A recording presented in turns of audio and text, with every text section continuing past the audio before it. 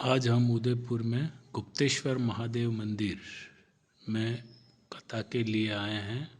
आप पूरा मंदिर का व्यू देखें और भगवान के दर्शन करें और कथा सुनें। जय महादेव। ये उदयपुर में स्थित है। उदयपुर में तितरडी के पास गुप्तेश्वर महादेव मंदिर है। गुप्तेश्वर महादेव मंदिर बहुत ही मानव तीर्थ है और ये थोड़ी ऊंचाई पर स्थित है। यहाँ पे ये सुंदर तालाब बनाया रखा हुआ है और बहुत ही प्राकृतिक स्थान है। यहाँ पे मेला भी लगता है और यहाँ की बहुत मान्यताएं हैं और ये उदयपुर पूरा दिख रहा है। ये उदयपुर में मल्टी स्टोरी मकान और यहाँ से सनसेट पॉइंट भी दिखता है। प्राकृतिक स्थल है। यहाँ पे यात्रा की काफ़ी बसें आती है और ये अपन चढ़ रहे हैं ऊपर। ये मंदिर आने वाला है, काफ़ी ऊंचाई पे है। ये मंदिर आ गया। जय भोलेनाथ। ये गुप्तेश्वर महादेव मंदिर में ये आने के बाद पूरे उदयपुर और ये मंदिर है। ये पूरा मंदिर है।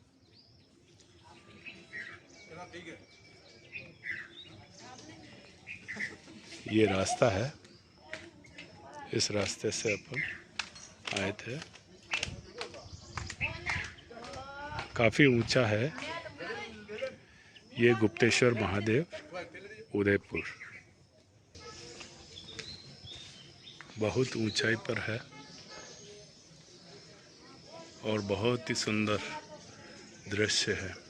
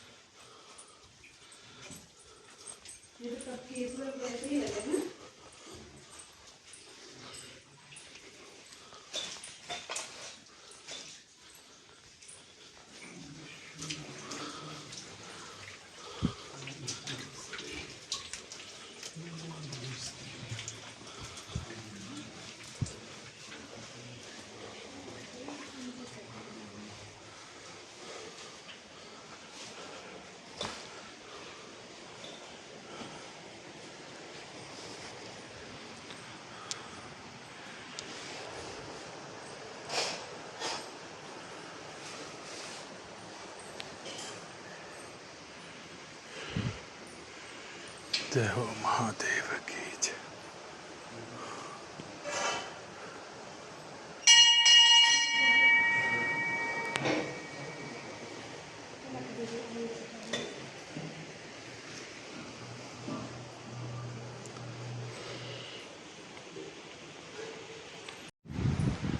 ये गुप्तेश्वर महादेव मंदिर है। ये यहाँ के पुजारी नाथ है।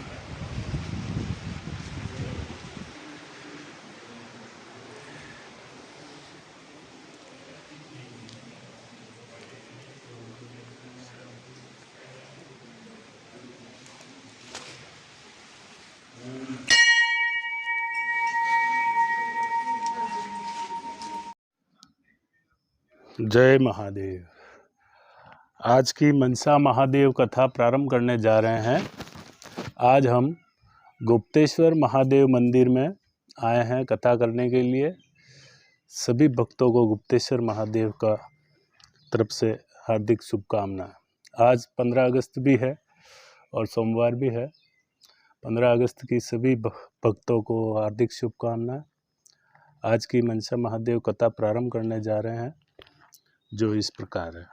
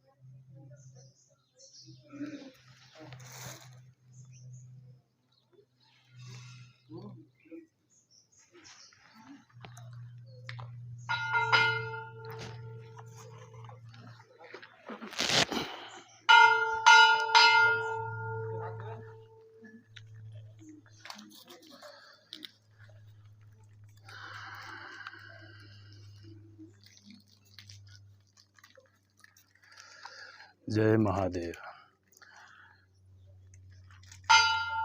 एक समय कैलाश पर्वत पर जबकि चारों ओर 18 भार वनस्पति फल फूल रही थी, सुंदर मंद सुगंधित हवा चल रही थी। ऐसे समय शिवजी तथा पार्वती जी एक सुंदर आसन पर विराजमान होकर इस छटा को देख रहे थे। श्री पार्वती जी बोली, हे नाथ, आज तो चौपड़ पासे का खेल खेलना चाहिए। महादेव जी ने कहा, ठीक है, पर इस खेल में छल कपट बहुत होता है, इसलिए हार जीत का साक्षी का निर्णय कौन देगा। तब तो पार्वती जी ने अपने अंग से मैल उतारकर उसका एक पुतला बनाकर बैठा दिया, जिसे महादेव जी सरजीवन कर बोले, हे पुत्र अंगद, हम दोनों चौपड़ पासे का खेल खेल रहे हैं, सो तू हमारे हारने जीतने की साख भरना। अब चौपड़ पासे का खेल शुरू हुआ। महादेव जी ने 2 बार पासे फेंके और अंगद से पूछा, बता कौन हारा और कौन जीता। तो अंगद ने कहा कि आप जीते तथा पार्वती जी हारे।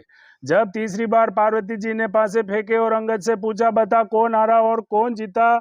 यद्यपि इस बार पार्वती जी जीती थी, परंतु अंगद ने सोचा, मैं महादेव जी को हारा कहूंगा तो वह मुझे शाप दे देंगे।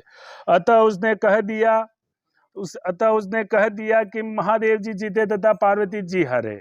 यह सुनते ही पार्वती जी को क्रोध आ गया और क्रोध में आकर अंगद को श्राप दे दिया, जा तू कोढ़ी हो जा और भटकता फिर। तब तो पार्वती जी के श्राप से कोढ़ी व दुखी हुआ अंगद इधर उधर भटकने लगा। भटकते भटकते एक दिन एक विशाल भयंकर जंगल में जा पहुंचा, जहां उसे 12-12-24 कोस के बीच एक तालाब दिखाई दिया। वहां आसपास बड़ पीपल के कई पेड़ खड़े थे और इंद्राणियां ब्रह्माणियां बहुत से देवी देवताओं की स्त्रियां मिलकर वहां व्रत कर रही थी। तो अंगद ने उन्हें ऐसा करते हुए देखकर कहा कि बहनों, आप यह क्या कर रही हैं। तो देवांगनाओं ने उत्तर दिया कि हम महादेव जी के मनसावाचक व्रत को कर रही हैं, जिसके करने से सभी मनोकामना शिवजी महाराज पूर्ण करते हैं। तो अंगद ने कहा, इस व्रत को तो मैं भी करना चाहूंगा। तो देवांगनाओं ने उसकी इच्छा को देखकर चावल सुपारी जलाकर व्रत प्रारंभ कराने का संकल्प करा दिया और कहा कि श्रावण महीने के कृष्ण पक्ष के प्रथम सोमवार से इस व्रत को शुरू किया जाता है। उस दिन किसी कुंवारी कन्या के हाथ से 2 पुनी सूत कटवा कर उसका डोरा बनावे, पीली गेरू में रंगे और महादेव जी की पूजन तथा आगे हर सोमवार इसकी पूजन तथा व्रत करता रहे। फिर कार्तिक सुदी चौथ के दिन इसका उजमणा करें और उस दिन 4.25 सेर आटा, 1.25 सेर घी, 1.25 सेर गुड़ का गांव में तोल बूझ कर चूरमा बनावे और महादेव जी के भोग धरकर 4 बराबर भाग कर लेवे। प्रथम भाग शिव जी को निमित्त कर देवे, अर्थात किसी नाथ को दे देवे। दूसरा भाग किसी ब्राह्मण को दे देवे। तीसरा भाग किसी गौ को खिला देवे और चौथा भाग आप स्वयं प्रसाद के तौर पर ग्रहण करें। शेष बिना छोटे बड़े का भेदभाव किए सबको बराबर बराबर बतरा देवे और डोरा जो बनाया जाता है जब तक व्रत करें स्वयं धारण करें और उद्यापन के बाद उसे जल में पधरा देवें। बस यही इस व्रत का विधान है। तब तो अंगद ने नियमानुसार मनसावाचक व्रत शुरू किया। लगातार 4 वर्ष तक करता रहा। इधर एक दिन बैठे ही बैठे पार्वती जी को अंगद की याद आई। वियोग से घबराकर महादेव जी से कहने लगी कि हे नाथ, कोई ऐसा उपाय बतलाइए जिससे कि अंगद घर वापस लौट आए। तो भगवान शंकर जी कहने लगे कि हे प्रिय, तुम मनसावाचक व्रत करो, तुम्हारी इच्छा अवश्य पूरी होगी। तब तो पार्वती जी ने भी विधि अनुसार डोरा बनाकर व्रत प्रारंभ किया और लगातार 4 वर्ष तक करती रही और व्रत समाप्त हुआ और अंगज कोढ़ रहित होकर विचरण करता हुआ पार्वती जी से आ मिला। तो पुत्र को देखते ही पार्वती जी खुशी के मारे हंसने लगी, परंतु अंगद ने सोचा कि मैं माता जी के बिना बुलाए लौट आया हूँ, यह जानकर वह हंस रही है, इसलिए वह गुस्से में भरकर वापस लौटने लगा। तब तो पार्वती जी ने उसको उठकर पकड़ लिया और बोली कि हे बेटा, फिर से तू कहाँ जा रहे हो? तो अंगद बोला कि हे माता जी, मैं बिना बुलाए लौट आया हूँ, यह जानकर आप हंस रही है, इसलिए मैं वापस जा रहा हूँ। तो पार्वती जी बोली, नहीं बेटा, मैं तुम्हारे आने से नहीं हंसी हूँ, मैं तो मनसावाचक व्रत के प्रभाव को देखकर हंसी हूँ, जिससे कि मैंने तुम्हारे मिलने की इच्छा से किया था। तो अंगद बोला कि हे माता, यह व्रत तो मैंने भी किया है। तो पार्वती जी बोली, यह व्रत तूने किया तभी तो तेरे श्राप का प्रभाव नष्ट हो गया, और यह व्रत मैंने किया जिससे मुझे खोया हुआ पुत्र फिर से आकर मिल गया। परंतु बेटा, अब तेरी क्या इच्छा है सो मुझसे कह। तो अंगद बोला कि हे माता, मेरी इच्छा है कि मैं उज्जैन का राजा बनूं। तो पार्वती जी बोली, अच्छा बेटा, तू उज्जैन चला जा, वहां का राज्य तुझे मिल जाएगा। तो माता का आशीर्वाद पाकर अंगद वहां से उज्जैन जा पहुंचा। इधर उज्जैन के राजा ने अपनी इकलौती कन्या का स्वयंवर रखा था और शर्त रखी थी कि हथिनी जिसके गले में वरमाला डाल देगी, राजकन्या का ब्याह उससे कर दिया जाएगा। अतः स्वयंवर के ठीक समय पर एक हथिनी को श्रृंगार कराकर उसकी सुंड में वरमाला देकर कहा गया कि हे हथिनी, तू देवी के समान है, अतः इस सभा में जो तुम्हें राजकन्या के योग्य वर दिखाई दे, जो उज्जैन का राज्य अच्छी तरह संभाल सके, उसके गले में वरमाला पहना दे। हथिनी माला लेकर चली। इधर जहां अंगज बैठा था वहां पहुंचकर उसके गले में वरमाला डाल दी। यह देखकर लोगों ने कहा कि यह न मालूम कौन है, हथिनी चूक गई है। अतः इस लड़के को अंगज को वहां से हटाकर फिर से हथिनी को माला दी गई और कहा गया कि हे हथिनी, इस सभा में जो तुम्हें राजकन्या के योग्य वर दिखाई दे, जो उज्जैन का राज्य अच्छी तरह संभाल सके, उसके गले में वरमाला पहना दे। तब तो हथिनी दूसरी बार माला लेकर चली और फिर से अंगज के पास जाकर उसके गले में पहना दी। तो लोग कहने लगे कि हथिनी इस लड़के से परच गई है, अतः उसे दरवाजे से बाहर बिठा दिया गया। परंतु जब हथिनी को तीसरी बार माला दी गई तो हथिनी दरवाजे से बाहर निकलकर फिर से उसी बालक के गले में पहना दी। फिर क्या था, राजा ने कहा, जैसा होनहार है होगा। नगर सेठ को बुलवाया और कहा कि इस बालक को तुम अपने घर ले जाओ और फला लग्न पर इसे सज धज कर बारात सजा कर ले आओ। तो नगर सेठ बालक को अपने घर ले गया और खूब श्रृंगार कर सज धज कर बारात लेकर लग्न के समय ले आया।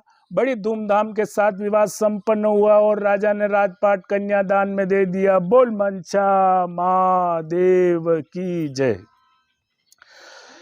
विवाह पश्चात जब वर वधू महलों में गए तो राजकुमारी ने अंगद से पूछा कि हे नाथ, आपकी जाति क्या है, आपका नाम क्या है और आपके पिता व ग्राम का नाम क्या है। तो राजकुमारी ने कहा कि अंगद ने कहा कि हे राजकुमारी, मैं शिव पार्वती जी का लड़का हूँ, मेरा नाम अंगद है। तब राजकुमारी ने कहा कि महाराज, आपकी इस बात को कोई कैसे सच्ची मान सकता है, कोई सच्ची कैसे मान सकता है, आप सत्य सत्य बतलाइए, वास्तव में क्या बात है।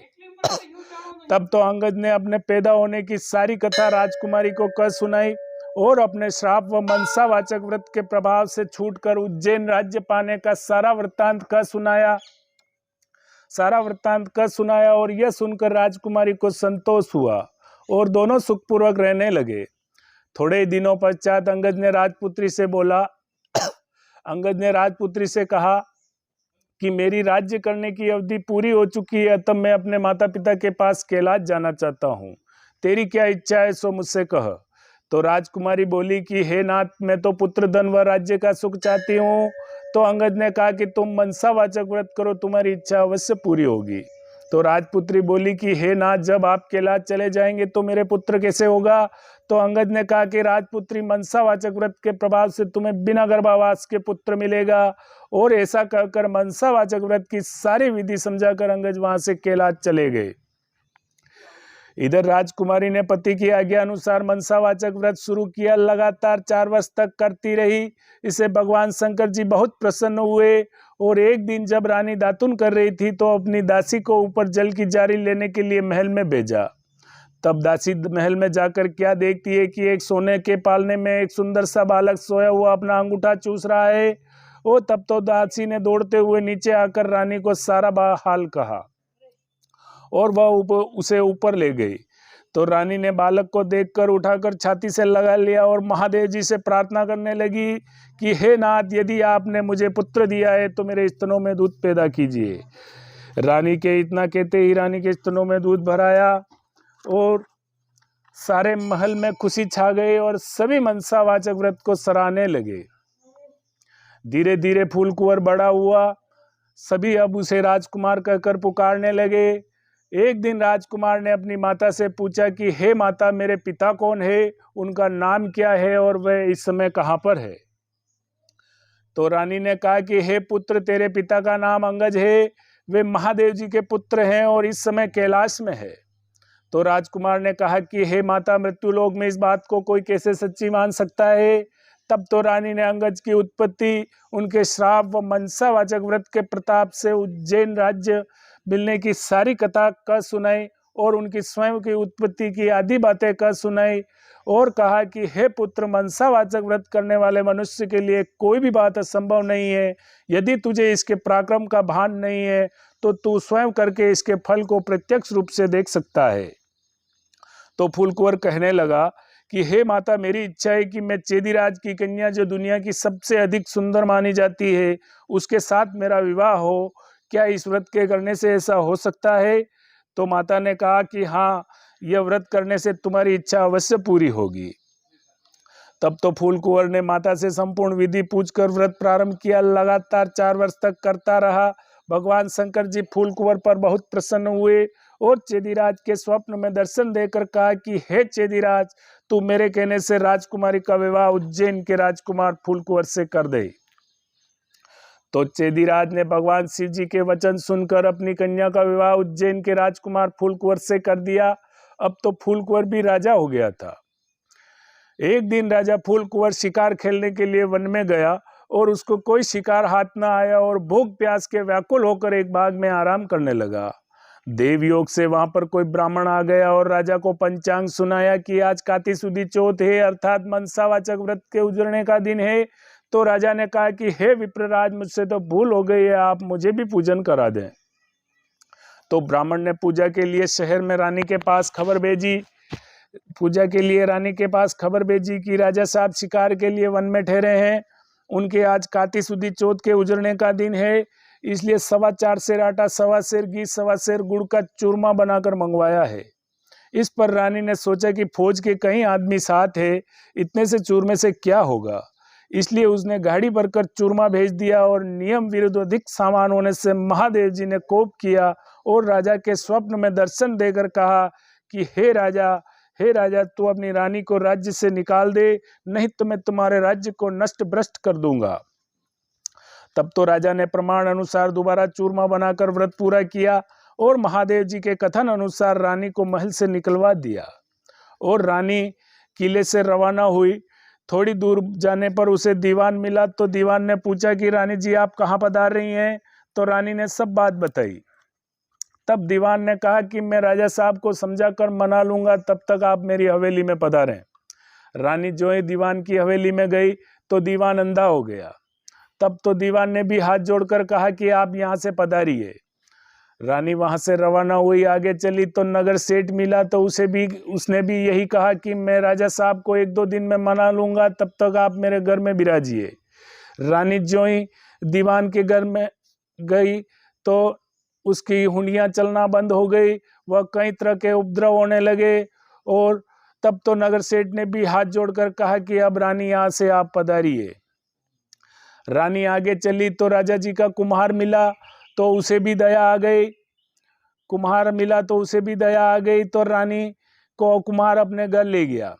तो कुम्हार के घर जाते ही, रानी के वहां जाते ही कुम्हार का हवा बैठ गया, सारे बर्तन फूट गए और कुम्हार स्वयं अंधा हो गया। तब तो कुम्हार ने भी रानी को वहां से चले जाने की प्रार्थना की। आगे जाने के बाद उसे माली मिला। तो रानी से पूछा कि रानी जी, आप कहाँ पधार रही हैं? तो रानी ने कहा कि राजा साहब ने मुझे देश निकाला दिया है। तो माली को भी रानी पर दया आ गई। वह उसे अपने बाग में ले गया और कहा कि राजा जी का क्रोध शांत हो तब तक आप मेरे बाग में रहिए। पर रानी के वहां जाते ही बाग के सारे पेड़ पौधे सूखकर जलने लगे, खेत कुओं का पानी सूख गया और माली को भी कम दिखने लगा। फिर तो तब तो माली ने भी रानी को वहां से चले जाने की कह दिया। अब रानी वहां से निकलकर विचार करने लगी कि मुझसे ऐसा क्या पाप हो गया है कि मैं जहां भी जाती हूँ सत्यानाश होने लगता है। ऐसा सोचते सोचते वह आगे चली तो क्या देखती है कि 2 रास्ते हैं। पूछने पर मालूम हुआ कि एक रास्ता 6 महीने का और एक रास्ता 3 दिन का। रानी 3 दिन के रास्ते से चली। उसे रास्ते में वह एक शिप्रा नाम की नदी मिली तो रानी ने दुख के मारे उसमें कूदकर आत्महत्या करनी चाहिए। जो ही रानी नदी के अंदर कूदी तो वह नदी भी सूख गई। आगे चलते चलते एक पर्वत आया। रानी ने सोचा इस पहाड़ पर चढ़कर गिर पड़ूं। जो ही रानी पहाड़ पर चढ़कर गिरने लगी तो वह पर्वत भी जमीन के बराबर हो गया। आगे जाने के बाद उसे एक सिंह दिखाई दिया। रानी ने सोचा इस सिंह को छेड़ूं, वह मुझे खा जाएगा तो अच्छा है। जो ही रानी सिंह के ऊपर हाथ फेरा तो वह सिंह भी पत्थर का हो गया। आगे जाने पर उसे एक बड़ा भारी अजगर सर्प दिखाई दिया। रानी ने मरने की इच्छा से सर्प को छेड़ा तो वह सर्प भी रस्सी का हो गया। आगे जाने के बाद रानी हार खाकर आगे चली तो क्या देखती है कि एक बड़ा भारी पीपल का वृक्ष है। उसके पास एक सुंदर कुआं बना हुआ है और एक मंदिर बना हुआ है। रानी मंदिर में जाकर मुंह ढककर बैठ गई और ओम नमः शिवाय इस पंचाक्षरी मंत्र को जपने लगी। उस दिन काती सुदी चौथ के उजड़ने का दिन था और मंदिर का पुजारी नाथ गांव में सामान लेने के लिए गया था। वहां पर उसको कुत्तों ने काट खाया। तो पुजारी नाथ विचार करने लगा कि आज मेरे आश्रम में ऐसा कौन पापी आ पहुंचा है जिसके कारण यह उत्पात हुआ है। तब नाथ जी ने मंदिर में आकर एक स्त्री को बैठा देखा तो सोचने लगा कि मेरे आश्रम में ऐसा कौन पापी आ पहुंचा है जिसके कारण यह उत्पात हुआ है। तो रानी ने नाथ जी को देखकर विनय पूर्वक बोली कि हे महाराज, मैं न तो कोई डाकन हूँ न भूतनी हूँ, मैं मानवी हूँ, आकाश की घेरी जमीन की झेली एक दुष्की स्त्री हूँ। यदि आप मुझे धर्म की बेटी बनाओ तो मैं अपना सारा भेद कहूँ। तो नाथ जी ने यह स्वीकार कर लिया। तब रानी ने अपना सारा किस्सा कहा और फिर वहां से जाने लगी। तो भूख प्यास के वह चल नहीं सक रही थी तो नाथ जी ने उजड़ने का एक बाग का लड्डू दिया और लड्डू को देखते ही रानी को व्रत की याद आ गई। इतने में नाथ जी ने कह दिया कि आज मनसावाचक व्रत का प्रसाद है।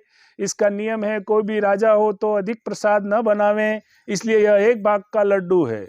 तब तो रानी को समझ में आ गई कि मैंने चूरमा ज्यादा भेजा था, इसलिए मुझ पर महादेव जी ने कोप किया है। ऐसा विचार कर रानी ने नाथ जी से कहा कि हे महाराज इस व्रत को तो मैं भी करना चाहती हूँ। तब तो नाथ जी ने कहा कि हे रानी, यह श्रावण महीने के प्रथम सोमवार आ रहा है। उस दिन इस व्रत को नियमानुसार शुरू किया जाता है और जब कार्तिक शुद्ध चौथ का दिन नाथ जी गांव में जाकर सामान ले आए और 1.25 सेर घी, 1.25 सेर गुड़, 4.25 सेर आटे का चूरमा बनाया और कुंवारी कन्या से पौनी सूती सूत कटवाया और डोरा बनाया और चूरमे के 4 भाग किए। शिव पार्वती जी की चित मन से पूजा की। इस प्रकार रानी को व्रत करते हुए 4 वर्ष हो गए और महादेव जी राजा फूल कुंवर के स्वप्न में दर्शन देकर कहा कि हे राजा तू अपनी रानी को राज्य में बुला ले, नहीं तो मैं तेरे राज्य को नष्ट भ्रष्ट कर दूंगा। तब राजा ने कहा कि महाराज अब रानी का कैसे पता लगेगा, आपकी आज्ञा से ही तो मैंने उसे देश निकाला दिया है। तो महादेव जी ने कहा कि हे राजा, तू अपने 4 विश्वासी नौकरों को पूर्व के दरवाजे भेज दे। वहां बिना ना तो बेलों की गाड़ी आवेगी, वे चारों लोग उसमें बैठ जाए, वह गाड़ी उन्हें वहीं पर ले जाएगी जहां पर तुम्हारी रानी है। तो प्रातः काल होते ही राजा के 4 आदमी भेज दिए। वहां उन्हें बिना नाथों बैलों की गाड़ी मिली। वे चारों लोग उसमें बैठ गए और सेवकों ने और गाड़ी वहीं पर ले गई जहां पर रानी रहती थी। तो सेवकों ने रानी को पहचान लिया और कहा कि राजा साहब आपको बुला रहे हैं, इसलिए हम लोगों को भेजा है। तब रानी ने नाथ जी से कहा कि मैं आपकी बेटी हूँ, आप मुझे सीख देकर भेजो तो मैं जाऊं। तब नाथ जी ने मिट्टी के हाथी घोड़े रथ पालकी आदि बनाकर मंत्र के छींटे दिए, जिससे वह सच्चे हाथी घोड़े रथ पालकी बन गए। अब रानी ने नाथ जी से कहा कि हे पिताजी, मेरे रास्ते में छूने से कई जीवों का नुकसान हुआ है, उनका भी उद्धार होना चाहिए, नहीं तो मुझे पाप लगेगा। तब नाथ जी ने शिव जी के निर्मल्य स्नान कराए हुए जल की जारी भरकर दी और कहा कि हे बेटी, तू ओम नमः शिवाय कहकर जल की जारी का जिस पर छींटा डालेगी वह पुनः अपने असली स्वरूप को प्राप्त हो जाएगा। तब रानी जल की जारी लेकर नाथ जी को प्रणाम करके चारों सेवकों के साथ रथ पालकी में बैठकर रवाना हुई। चलते चलते उसे रास्ते में वह सर्प आया जो उसके छूने से रस्सी हो गया था। तो रानी ने ओम नमः शिवाय कहकर मंत्र का उच्चारण कर जल की जारी का छींटा डाला तो वह सर्प बनकर चलने लगा। आगे वह सिंह आया जो पत्थर होकर पड़ा मिला। तो रानी ने ओम नमः शिवाय कहकर जल की जारी का ज्यों ही छींटा डाला, वह जीवित होकर गरजता हुआ वन में चला गया। आगे वही पहाड़ आया जो रानी के स्पर्श से जमीन में धंस गया था। तो रानी ने ओम नमः शिवाय कहकर ज्यों ही जल की जारी का छींटा मारते वह पहले जैसा पर्वत हो गया। आगे जाने के बाद उसे वह नदी आई जो रानी के स्पर्श से सूख गई थी। तो रानी ने ओम नमः शिवाय कहकर ज्यों ही जल की जारी का छींटा डाला तो वह पहले जैसे गहरे निर्मल जल से बहने लगी।